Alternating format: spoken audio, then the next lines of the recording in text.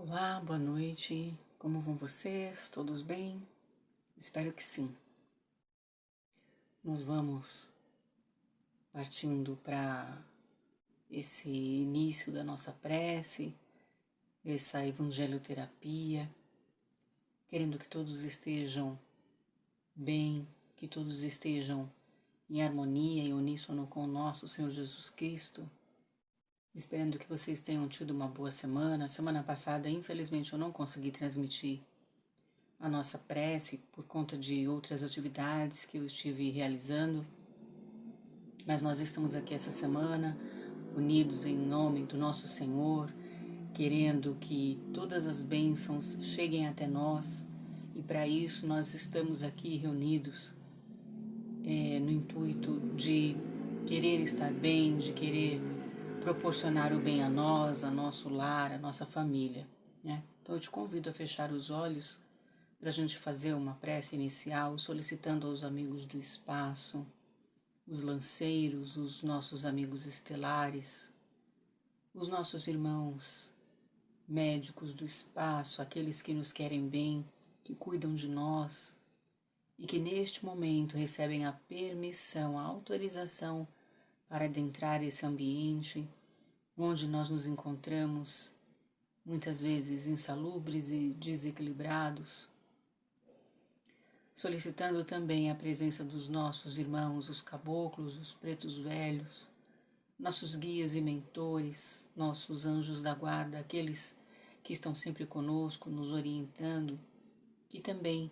neste momento, nos intuam sobre a lição dessa noite, sobre as nossas reflexões que deveremos fazer a partir dessa leitura e que nós estejamos conectados com o alto para compreender e, acima de tudo, vivenciar o Evangelho do Cristo.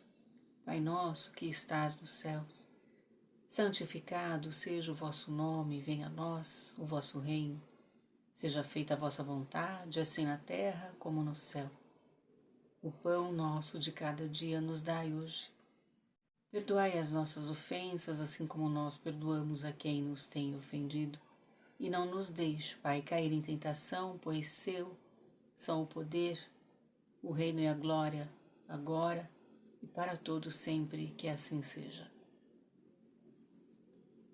Nós vamos fazer então a leitura do nosso livro de cabeceira, o Recados do Meu Coração, que é uma psicografia do Dr. José Carlos de Luca, inspirado pelo Dr. Adolfo Bezerra de Menezes. Na lição dessa noite, ele diz o seguinte: decididamente não vale a pena revidar a ofensa, recusar o perdão, criticar sem nenhum propósito de edificar o bem, julgar a quem quer que seja, querer sempre estar com a razão, discutir por motivos de crença religiosa, rememorar insistentemente erros e fracassos, valorizar o mal, ser feliz à custa da infelicidade alheia, dar maior valor às coisas da terra do que às coisas do céu. Sempre chegará à nossa vida, meus amigos, o dia de aferição do nosso patrimônio espiritual. E nesse dia, que não está perto nem longe, verificaremos que quase sempre gastamos muito tempo de nossa vida achando que era ouro o que não passava de pedra lascada sem nenhum valor.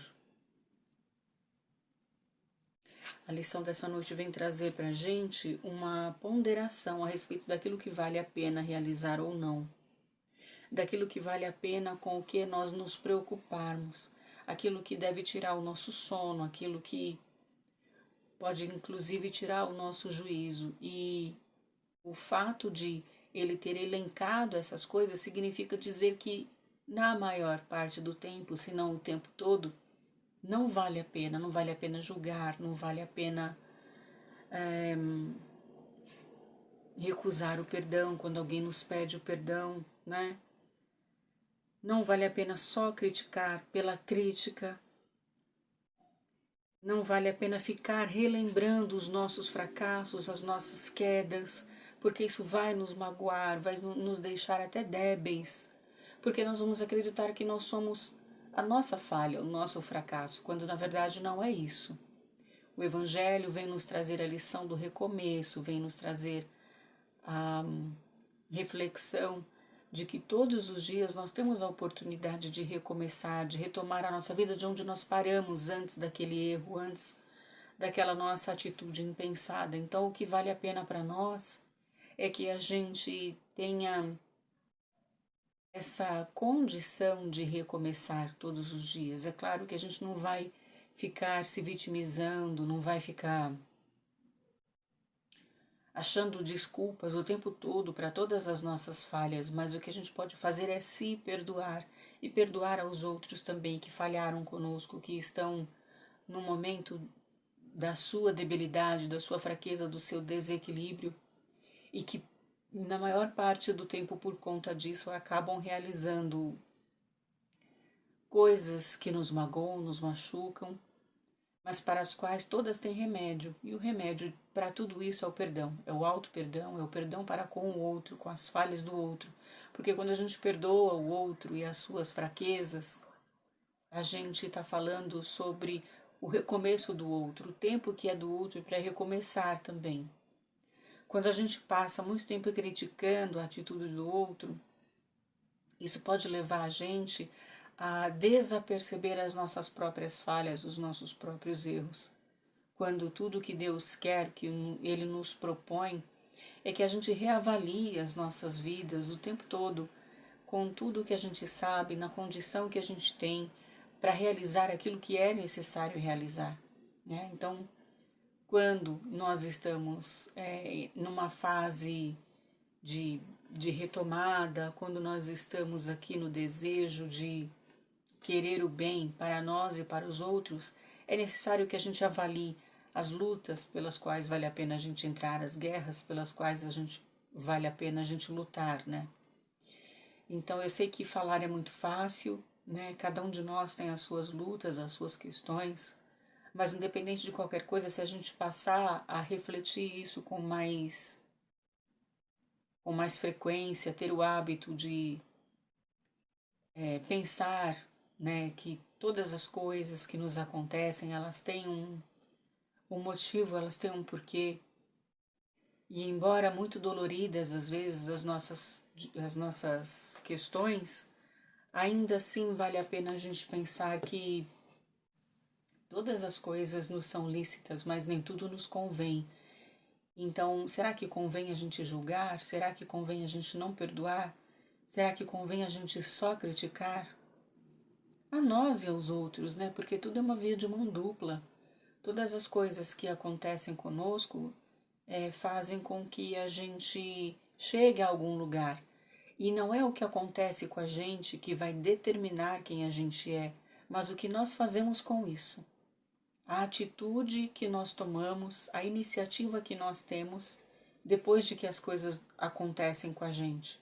Ou depois que nós promovemos uma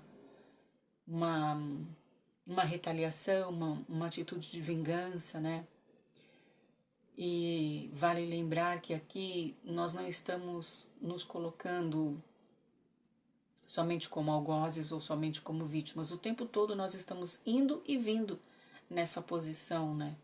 De ser o algoz ou de ser a vítima. E por isso mesmo, se a gente quer promover o auto-perdão, a gente precisa cada vez mais promover o perdão para com as falhas dos outros, né?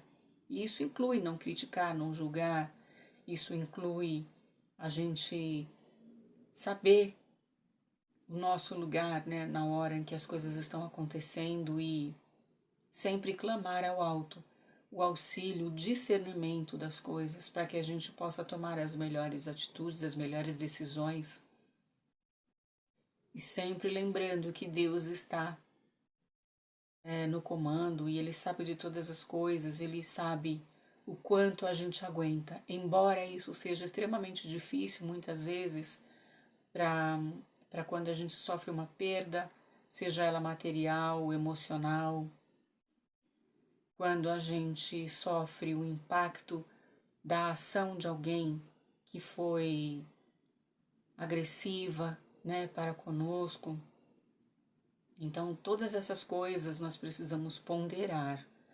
E é importante a gente ter em mente que todo mundo tem seu anjo da guarda, todo mundo está sob a proteção divina, mas que nem todas as pessoas conseguem perceber isso e invariavelmente as coisas acontecem por causa dessa invigilância, desse esquecimento de que Deus está à frente de tudo, de que Ele sabe de todas as coisas, né? Na nossa vida e na vida daqueles que nos cercam.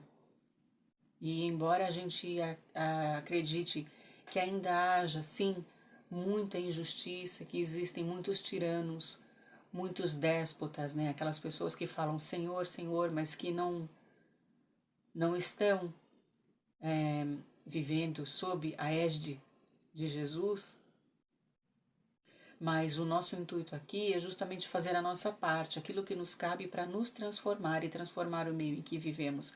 Nós sabemos que existe um ditado que fala, né, que uma andorinha só não faz verão, mas nós, quantas andorinhas somos aqui, né? Os encarnados, os desencarnados. Quantos de nós estão promovendo a cura, o equilíbrio, a sanidade mental, psíquica e espiritual, para que o maior número de pessoas esteja em condições de amar incondicionalmente, de perdoar 70 vezes não, mas 70 vezes 7 vezes. E isso é um exercício diário, né? Todas as coisas que a gente sabe que não fazem bem para nós e de repente não fazem bem para os outros também, é importante a gente ponderar sobre o exercício da transformação.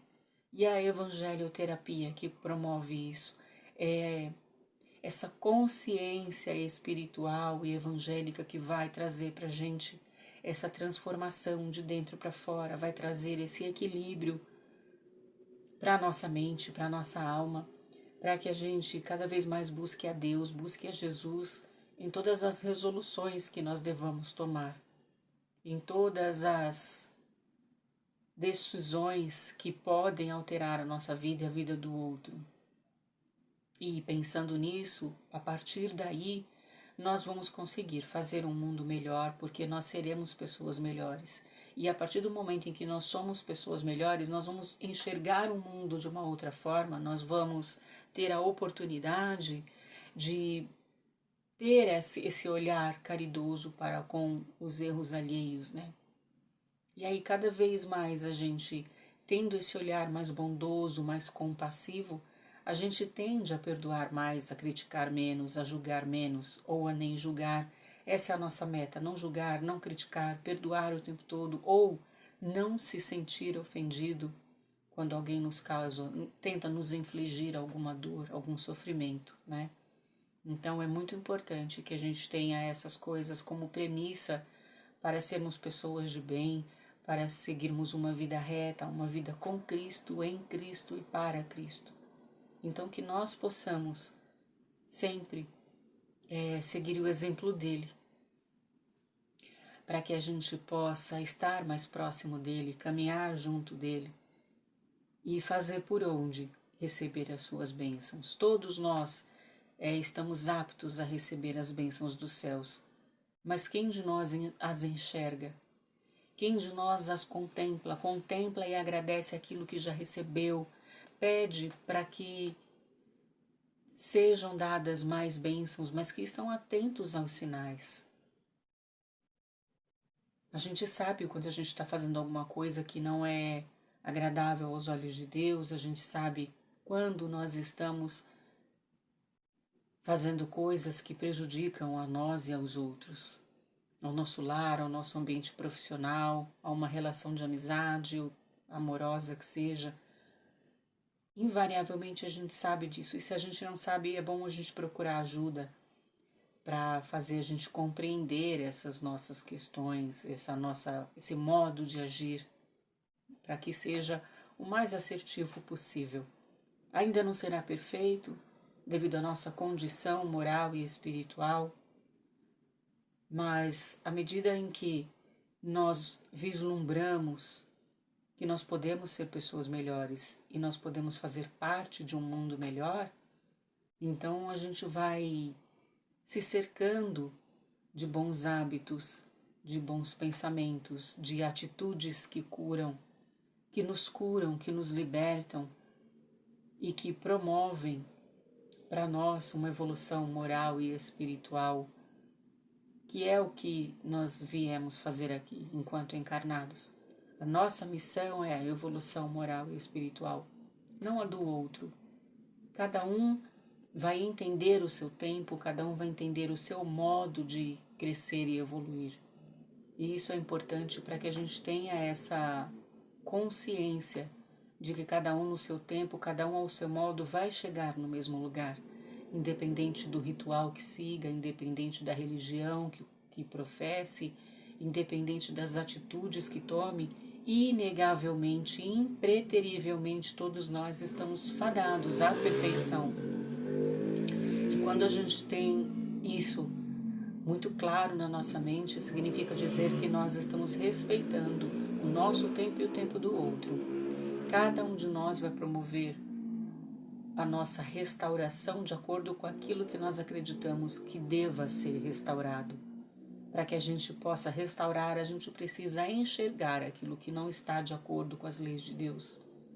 Então, é necessário fazer um exame de consciência, é necessário que a gente peça ajuda do alto para receber esse esclarecimento. Muitas vezes esse esclarecimento e esse auxílio do alto vem na forma de um terapeuta, de um grupo de apoio, ou mesmo de amigos, de pessoas mais próximas que vão sinalizar para a gente aquilo que a gente tem feito que não está sendo legal, que não está agradando e que está de alguma forma prejudicando a nós mesmos e a outras pessoas.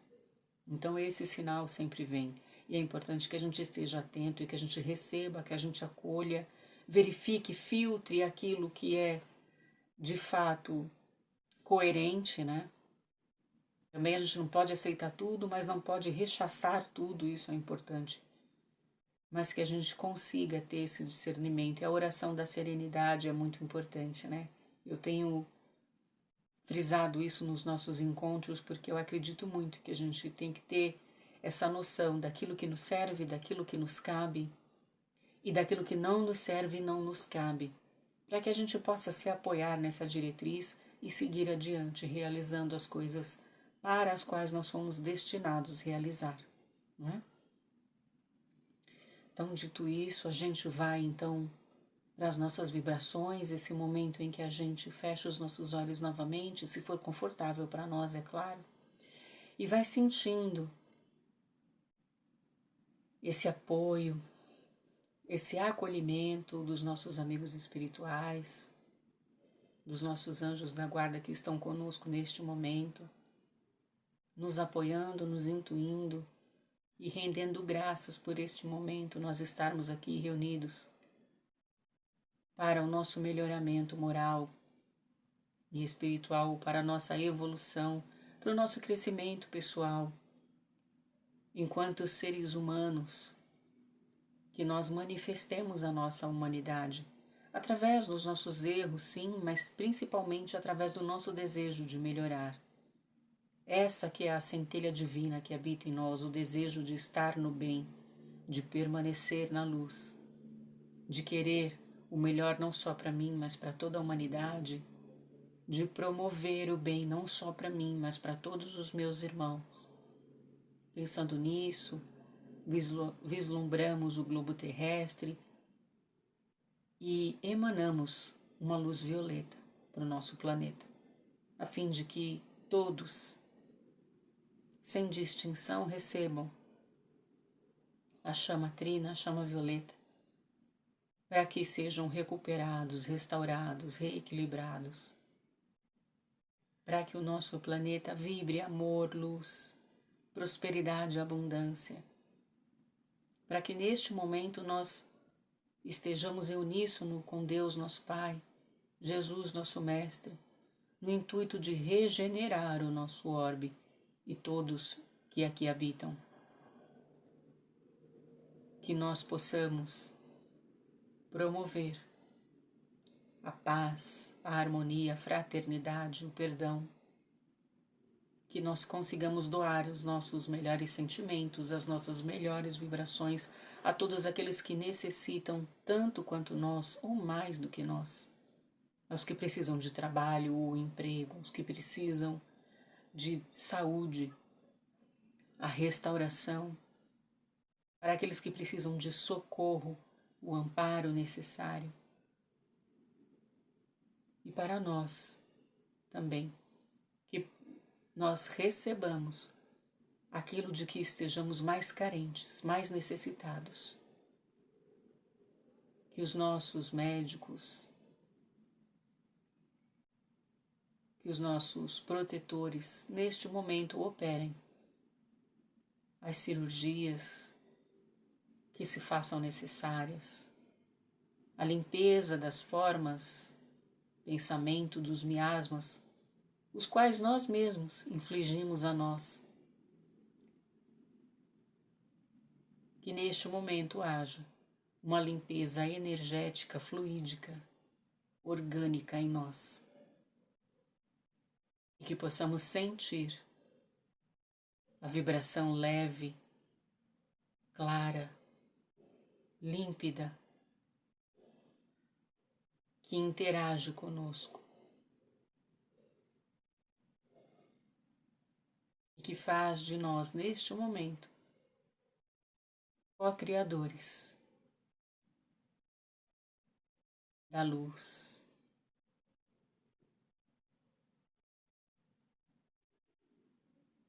Que possamos todos sentir esse abraço fraterno,